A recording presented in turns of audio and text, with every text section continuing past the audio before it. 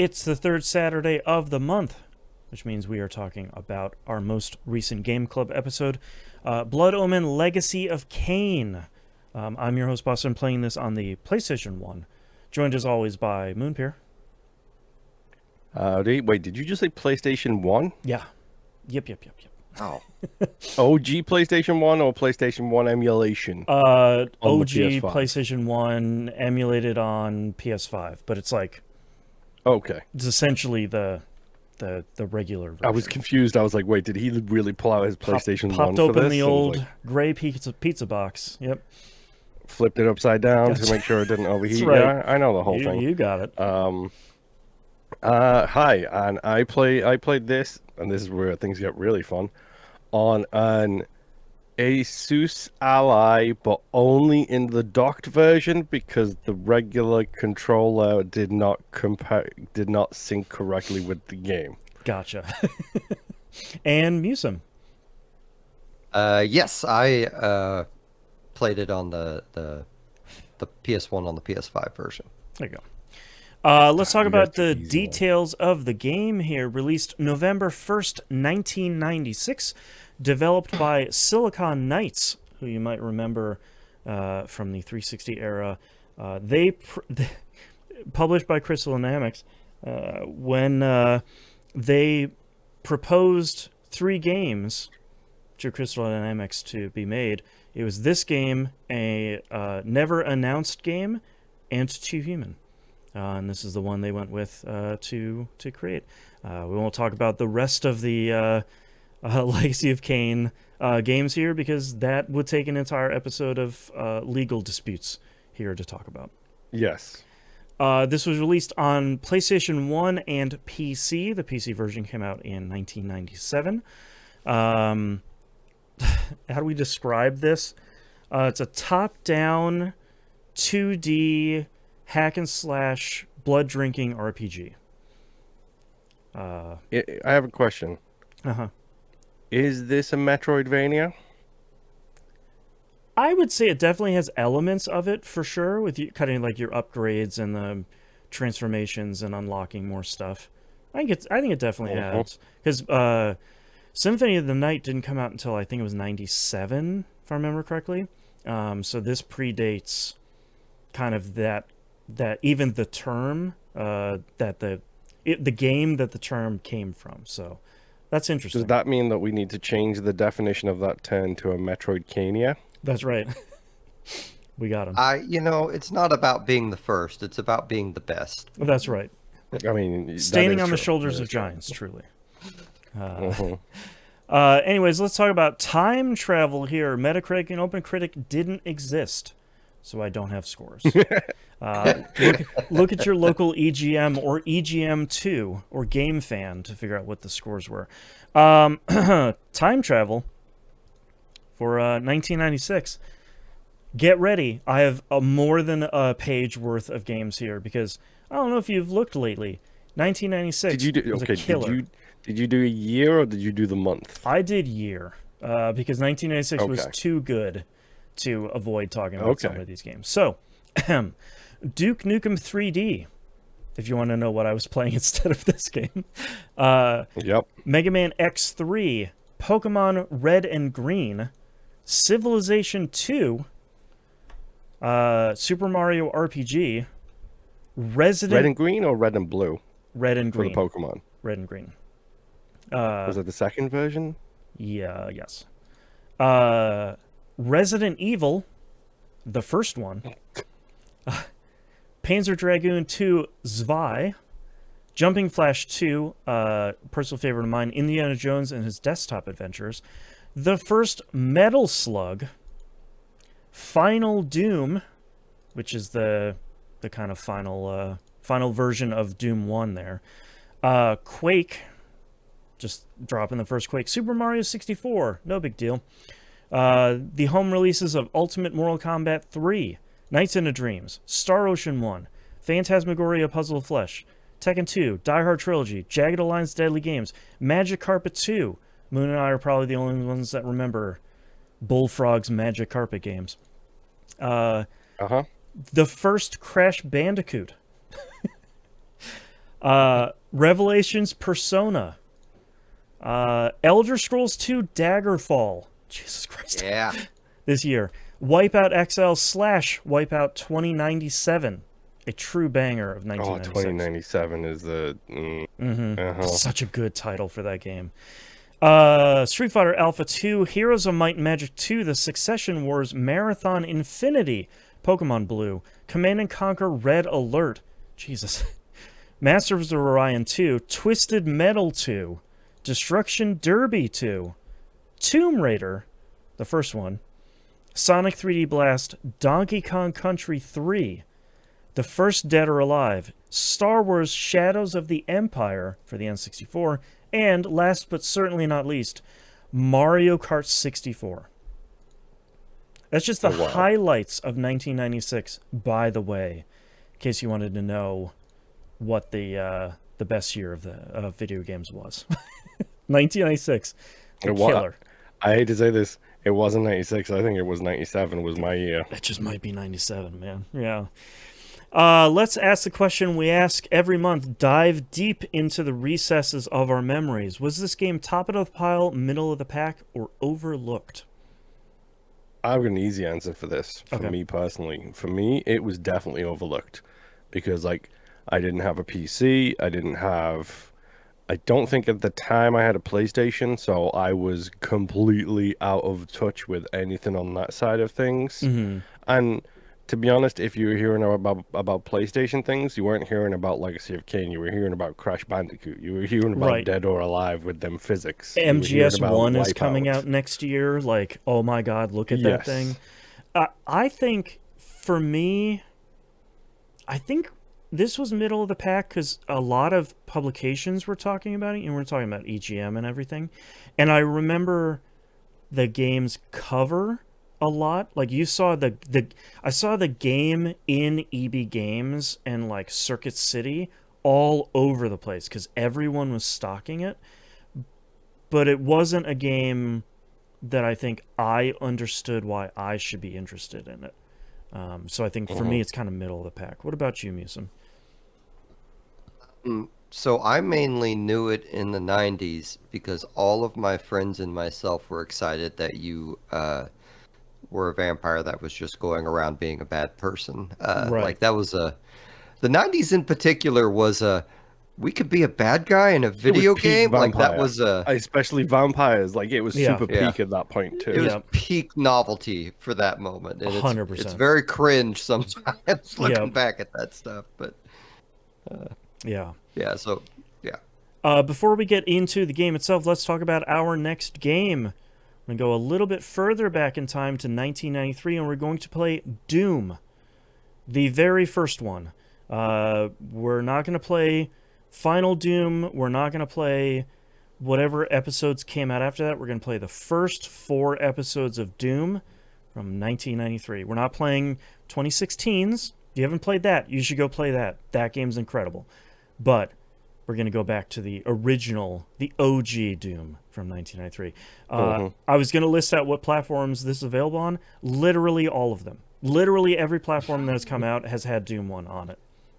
You can play Doom 1 on a pregnancy test, so exactly. you should be able to find a way to play it. Yeah, like, you have some... can run Doom. Your smart fridge, if you have something with a screen in your home, it can run Doom 1. So hopefully you will play along with us. But before that, let's talk about Blood Omen Legacy of Kain. I do want to mention here, before we get started, mea culpa from me, I really did try to play this game. The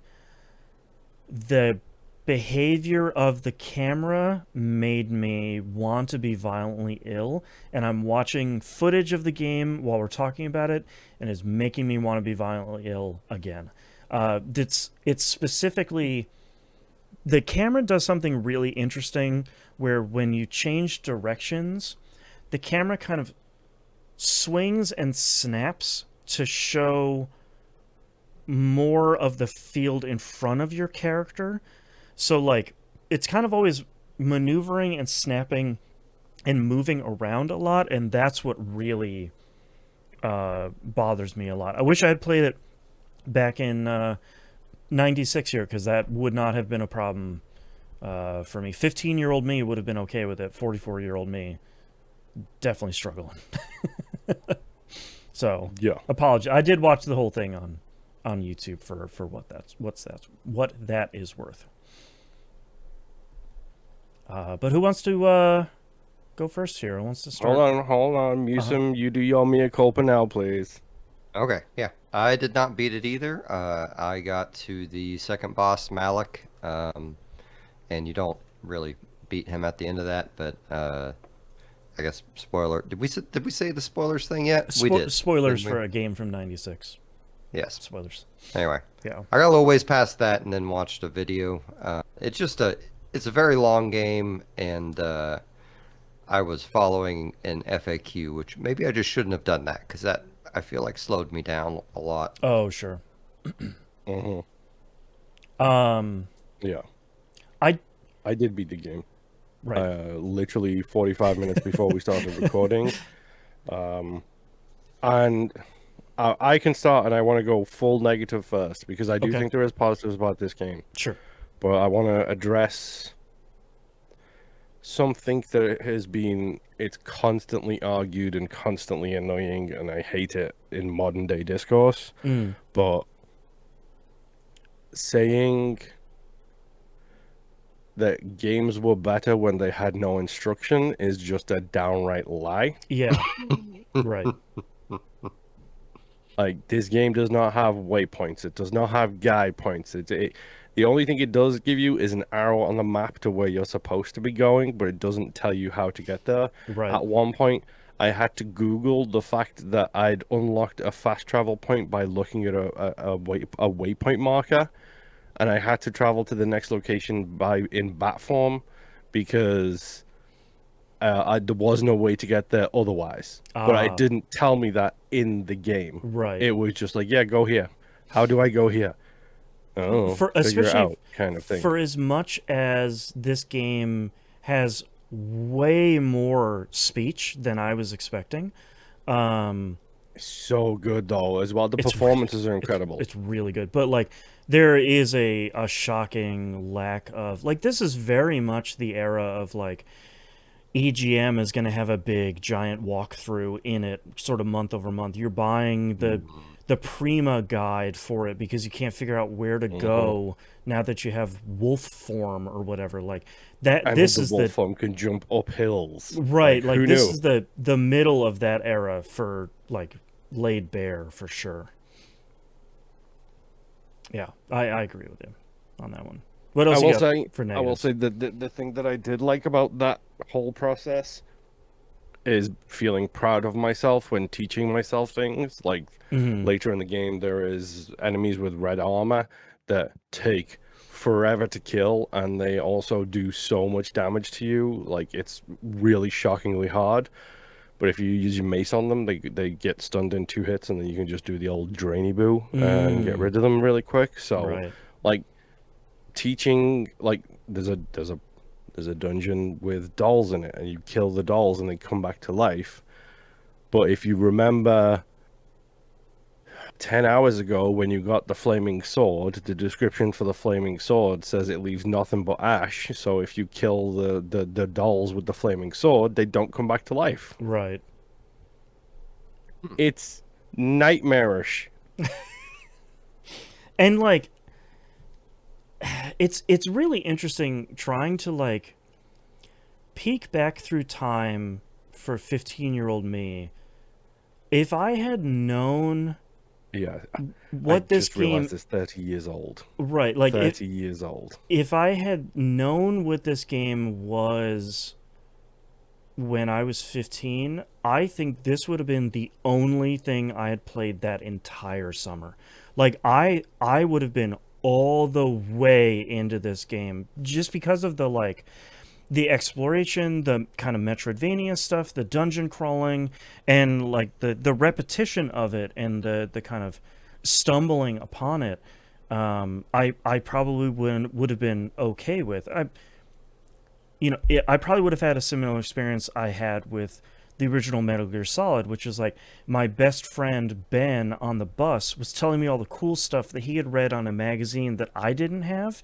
So you kind of like the telephone game, The playground game, yeah, the like bus ride sharing of like, oh my god, you're playing this, I read this cool thing in Game Fan or Game Pro. Like probably would have had that experience. And I feel like if I would have played this then, I probably would have all the way loved it, especially because the quote unquote like serious storyline feels like it would have hit me at that age pretty hard. Yeah. Perfect game for a 90s teenager. Yeah, 100%. Yeah. Anything else like negative we have? I feel like there's. I mean, you the mentioned controls. the. Go ahead. I should say, you just mentioned the switching weapons, right? Yeah. Yeah. And how annoying it is. Heavy. Yeah. Oh, right. I can't kill anyone with a mace. I don't feel like there was any nuance to the combat at all. Mm-hmm. You just kind of get your weapon, mash the button, and hope that you catch it on the right animation. Yeah. I thought the map was fairly miserable and counterintuitive. You have to press left and right to get the name destinations and the world map I feel is horrendous, but I feel the close map is super great. Like the world map was almost unreadable, and like the local area one was fantastic. Oh, yeah, I agree. Yeah. This game would not. They probably had to put the local map in as a necessity. Oh, for sure. Yeah. It's a much bigger game than I think it seems, especially for 1996, because I think when you were looking at a lot of, especially dungeon crawling games like this, you were kind of dealing with games that maybe had a handful of dungeons, but nothing where it's like, all right, here's 9 bosses and a whole ton of different areas and this giant open world and the whole thing. Like it's a much bigger game than I think. And I think seeing that makes me realize why it's remembered so fondly. I don't know if it's beloved, but I think remembered pretty fondly for like, man, this was a bigger game than I think it had any right to be in 96. And it has exactly 100 secrets in it too. Just to really... That's right. I forgot about that. That's what was killing me in the FAQ, was just like, this is secret number whatever. This is secret number whatever. Yeah. Oh, sure. It literally was like an old school style FAQ that was just pure text that I'm like trying to look at on my phone. Classic. Yeah. Yeah. It was not someone who has time needs to go make a real website walkthrough for that with pictures. Man. Yeah, okay, I'm done. We briefly touched on some of the voice acting. I am genuinely shocked by phenomenal. Some of the voices weren't that great, but man, like where it mattered, especially the main character, that voice performance is fantastic. Like I think when you say the voices aren't that great, are you talking about the delivery or the quality? Because there's some which are very definitely distinctly meant to be like kind of voices. Sure, yeah. There's definitely some of like, welcome weary traveler. It's like, oh boy, okay, you're just leaning way into it. Okay. But like even those kind of like stereotypical like hermit in the woods voices, they were still delivered really well. Like I think all of their performances are fantastic. I mean, if you think about we were talking about it a little bit ago, but like Symphony of the Night comes out in 97, if I remember correctly. Let me look it up here in a second. And that's infamous for its voice acting. And that came out in March 20th, 1997. So like not too far after this one came out. So like kind of comparing, contrasting even those two games that were, 4 months apart is pretty outstanding with the voice delivery for this one. In the 90s, I used to get excited when I saw the Silicon Knights logo. For sure. Yeah. Yep. And even the old Activision logo, like it was Yep. like flashbacks to like a better time, Yep. quote unquote, Yeah. a better time. I Where it's do. just like, oh, this is before I knew how monstrous the studio was. I do really love the CG in this game. Is such PS1 CG though, of like we have modeled an Yes. entire like city on top of a mountain hanging off of a cliff, but all we can do with like the silicon workstations we have, the SGI workstations and the PS1, is just circle the camera around this static 3D thing. Like we can't make anything move. We're just gonna look at this cool thing. And I was like, oh man, those were the days. That was the good stuff. Yeah. And the gentleman, by the way, who played Kain, has like a Simon Templeman is his name. He is a monstrously large voice acting career. Oh wow. Okay. Like unreally large. He's also in the Orville and Diablo Wow. and all of the World of Warcraft. Like he's in everything. Was it this feels his like. first game? I I feel like I had did- seen at some point that he he was in TIE Fighter, so he's been Okay. doing things before this. Simon Templeman. All right. Oh. Is Logain in Dragon Yeah, Age? it looks like the heck? uh-huh. Oh. Uh-huh. Dang, okay. What else was he It in looks that like was he really literally did he did TIE Fighter, Biker Mice from Mars, Fantastic Four the animated show, and then did a bajillion video games. Yeah, this is only his second game he did. Like you said, he did TIE Fighter in 94. Final Fantasy 12, he was Zargaboth, which is an incredible voice. He's Gabriel Roman in Uncharted 1. Gosh, he's in everything. Good for him. Dang. He was the male Chalice in Massive Chalice.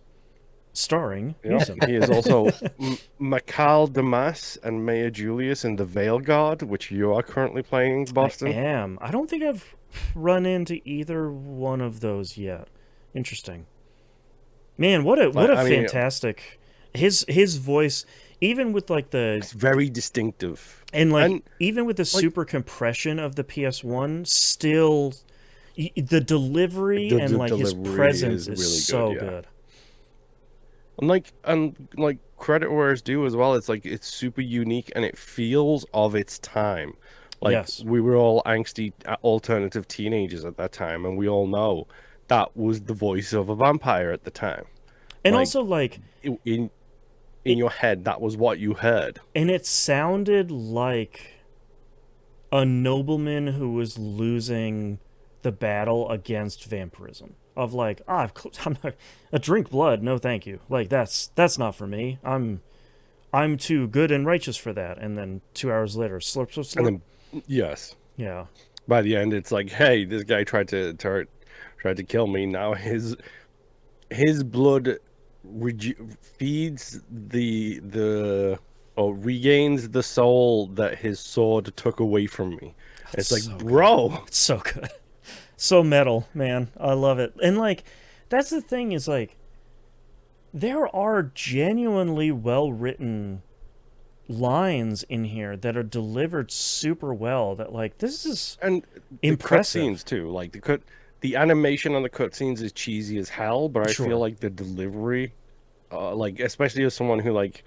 I've seen clips of the Clone Wars animated show and them doing like the mocap and stuff like that on it. It's just like, yeah, they didn't have that budget for this. Right. So it's just like very clearly two kids playing with swords doing like tink tink tink tink tink at the same angle. Yeah. But the voice acting carries it through it. Yeah.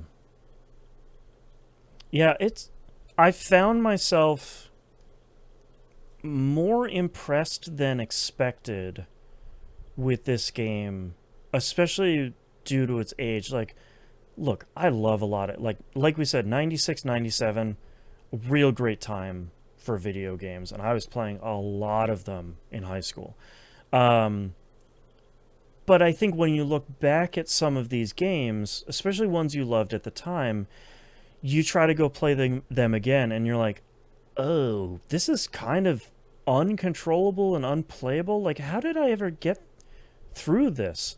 And I think there definitely feels like there's some of that here with Blood Omen, but I think there's more of it, and there's kind of like more nuance to it than I expected going into it. I think that's what kind of surprised me the most. So. Yeah, and like a big thing for me is like it's got so many plot moments in this. Yeah. Like I again, spoilers for a 30-year-old game. I was not expecting a time travel story in a game from 30 years ago. Right. Like, because Well, the fact especially that in the middle of the game. Yeah.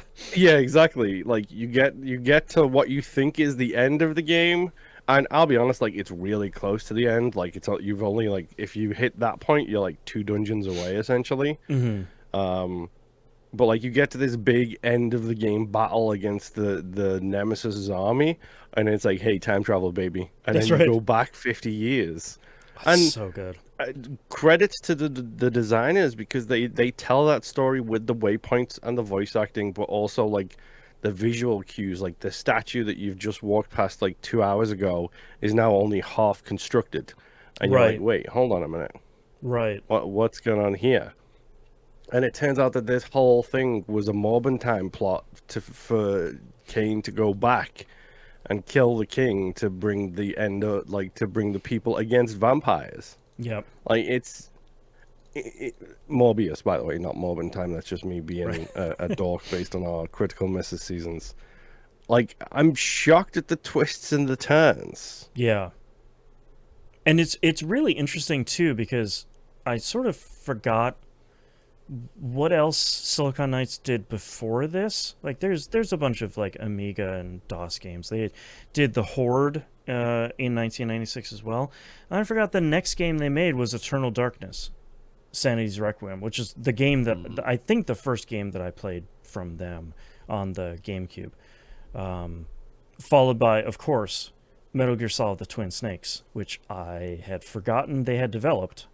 I mean, Twin Snakes is arguably one of the best video game adaptations ever. Like it's really good. I will defend it. Bro, like jumps on a missile.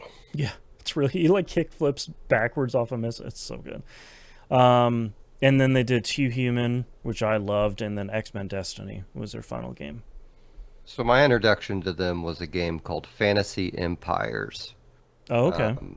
Which I adored as a kid. It 1993. I'm not even quite sure how to describe it, because it was a D&D game, and you would just... You know it's old because the platforms listed for it says DOS. Yeah, exactly. But it's a big battle simulator. Like you would level up your general, then you'd go into battle. You could do an auto thing, but the auto thing was not kind to you. So you had to go pick your hero and then play through it as the hero, and the hero's somewhat broken. But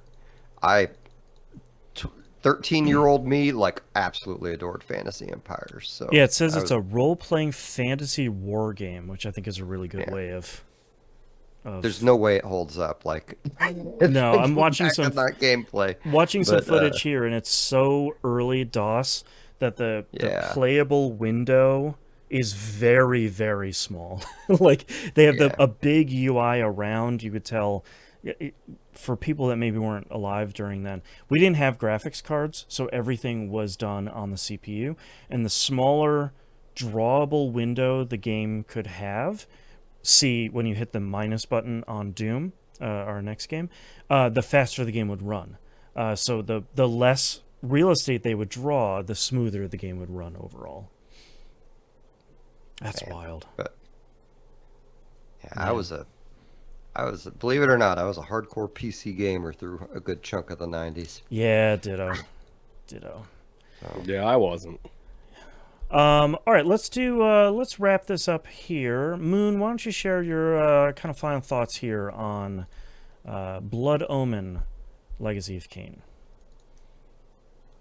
So this game is difficult because it is absolutely more than I expected it to be,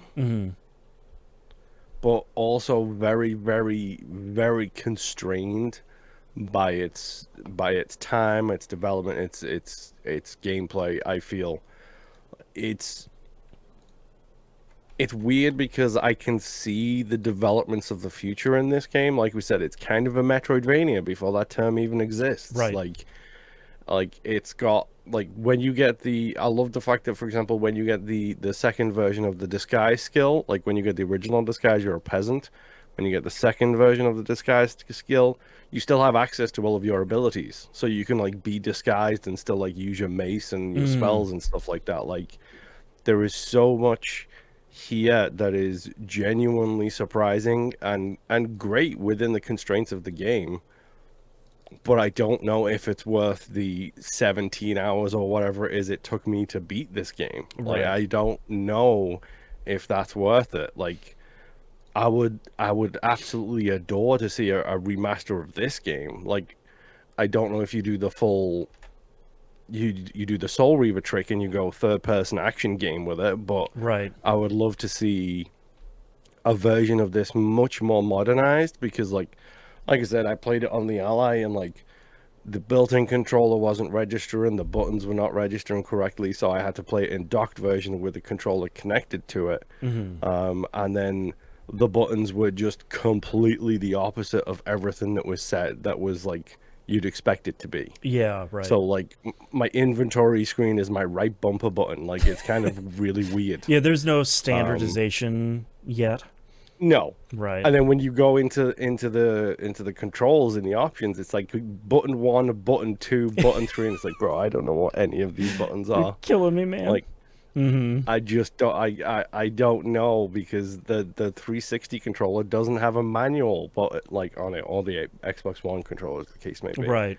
Like, it doesn't have a listing of button numbers next to it. Like, I would, if you are very interested in this game, I would say buy it, because it's like $2. Yeah. And then watch a YouTube playthrough of it. Yep. Yeah. Or, like, what I hope, I didn't check, but hopefully there is Blood Omen Legacy of Kain, the movie, the game, out there somewhere, where they just give you all the voice lines and the cutscenes, and then you move on with your life, Yeah, kind of thing. I watched a long play of it on like 1.5 times speed, and that was like 5 hours and 45 minutes. So it's like not super bad, but you know, it's, even watching somebody who very clearly knew what they were doing, just like moving smoothly through the game, it's still a pretty meaty game. Like, and like, enemies respawn when you, like, leave the screen. So I got to the point where, about like maybe 4 hours into the game, I was just turning into wolf form and running through the screens. I was just like, I'm not getting in a fight with every enemy 17 times. Yep. I'm gonna go wolf, and I'm just gonna sprint through every single screen that I see. Yeah. All right, Musim, what are your final thoughts? So I haven't talked a lot on this one because I just don't have enough. I just really don't have much to say about this game. I agree with a lot of what's been said here. Overall, it's a game that I truthfully didn't really care that much about. I think if I was a kid, I would adore this game. I think everything in this is perfect for like a early teens me, and adult me, just I don't know. It just doesn't have it. It's impressive that it came out at the time. I wish I could have experienced more of it in game, but I was playing in like 20-minute sessions because that's about all I could. All I could stand, to be honest with you. So. Yeah, I think viewing it, what I try to do when I play older games like this is I really do try to view it through the lens when it came out. But I think this game is incredibly impressive for its time, like we've said. You know, voice acting, I think graphically it's fairly okay. I think it's pretty standard what I think you'd see on like PS1 and Saturn. I think it's nothing that like really truly went too crazy. But I think the thing that, especially as we've been talking about it here, really just kind of, you see a lot of the stuff that we were going to see in stuff that's like the Metroidvania influences, the kind of a lot of the power switching stuff, a lot of the equipment stuff, which I think you were seeing in a lot of CRPGs, of like, you're seeing a lot of stuff that, a lot of us that are still playing games now would see in like the Witcher games of like, okay, well, this weapon is good against these guys and this weapon is good against that guy and this one doesn't work on that guy.